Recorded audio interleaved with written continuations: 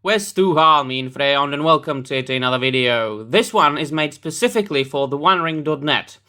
In this video, I'm going to challenge the fan site, TheOneRing.net, to provide me with specific examples of Tolkien being, quote, woke, unquote. Right? Because TheOneRing.net themselves have, of course and obviously, joined the trend of shouting out into the world that themselves and The Lord of the Rings and people connected with The Lord of the Rings books and films have been attacked viciously because of what? By racists, by bigots, by sexists, and so on and so forth. Because it is very modern these days to shout out these things into the world and to feel insulted by everything and everybody. They have started it by tweeting that people have attacked Ian McKellen for being gay. To which a lot of people responded, "What? When? Everybody loves Ian McKellen. Everybody loves him. He's Gandalf." Even though Tolkien originally wanted Sir Christopher Lee to be Gandalf, Ian McKellen has become the Gandalf, right? And not only Gandalf, he's Magneto. He's a Shakespearean actor. Everybody loves Ian McKellen. He's a very nice man. He's an awesome guy. So they are just trying to get in the center of attention.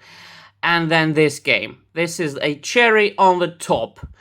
They tweeted this: "If you still think Ian McKellen is the worst and that Catholic Tolkien would have never approved, I suppose, of him being gay and playing Gandalf, I beg you to read more of Tolkien's books and letters. He was woke, stood against hate, embraced all cultures in life and fiction. It's why his books are translated in every language."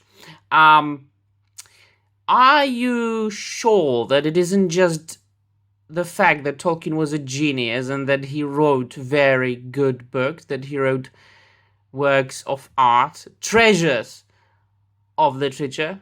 I've got 2 degrees from English literature. I wrote my bachelor thesis and my diploma thesis on Tolkien. So I challenge you to provide me with specific examples of Tolkien being woke, and I have to say the modern meaning of the word woke, which is basically being extreme politic and social leftist. So, are you not sure that Tolkien wrote, or are you sure that Tolkien didn't write the Silmarillion or his many notes on Silmarillion and the Lord of the Rings and the Hobbit and so on and so forth because he was in love with languages? Because he was a genius philologist and a linguist, and he taught at the Oxford University, the Old English literature and Old English language mainly, and Beowulf and things like that. Because he was fascinated by languages and he wanted to create his own artificial languages, and he did. And because he needed peoples to speak his languages, he created those stories. Also because of the fact that he loved myths and legends, the old European, ancient European myths and legends, especially the Scandinavian myths and legends, and that he knew that England as a country didn't have, really many of their own old native stories, and that stories like King Arthur or Beowulf are not English. Beowulf is Scandinavian, and it came to the British Isles with the Anglo-Saxon tribes.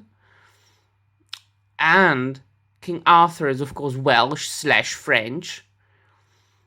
So he wanted to provide England with its own legends and myths. So these things combined, his love for languages, his love for myths and legends, for storytelling, him being a genius man, led him to write such tremendous stories. He was talented, and he was a normal human being, which means that he didn't even bother thinking about somebody being gay in his books, somebody being... what are you referring to? Are you referring to Eowyn and her I Am No Man? It's just a beautiful linguistic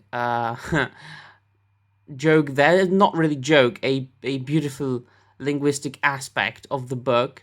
And because she's a badass character, one of my very favorite characters from the entire Tolkien lore, I'm sure that it isn't just because she is a well-written character. It doesn't matter that she's a woman, right? I don't think he thought about that. And for those of you who complain that there are not enough women in The Lord of the Rings, The Lord of the Rings is about war. And who goes to war? Men usually went to war. Well, exclusively men. So what else could you be referring to? The little incestuous episode in the history of Turin Turambar? Well, we can find things like that in the Icelandic legends, the sagas as well, another inspiration of Tolkien's. So what specifically makes Tolkien woke? You dummies. Tell me, please, what makes Tolkien woke in the modern sense of the word? I challenge you. I'm a Tolkien scholar. I've got bloody diplomas. Teach me, enlighten me, TheOneRing.net. But I think I will be blocked, because you are cowards, afraid of facts.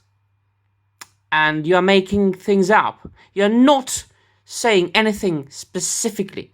You're not providing any specific examples of people being mean to Ian McKellen. Or Sir Ian McKellen, sorry. You're not providing specific examples of Tolkien being woke. Because you know nothing. You're pretentious bastards. So please, before you block me, you cowards, do enlighten me. And tell me what it is that makes Tolkien woke. Thank you very much for watching, and Namarie.